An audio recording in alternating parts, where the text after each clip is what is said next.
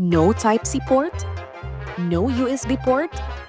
Introducing the BAVIN CB388. Experience USB to Type-C converter and Lightning to Type-C converter, has a magnetic cable wire, experience 480 Mbps transfer speed, supports laptop charging, 240 watts ultra-fast charging, for Lightning charging, and for Type-C charging, extra durable, high-quality wire, anti-scratch, 1.2 meters length, one cable, 4 ways.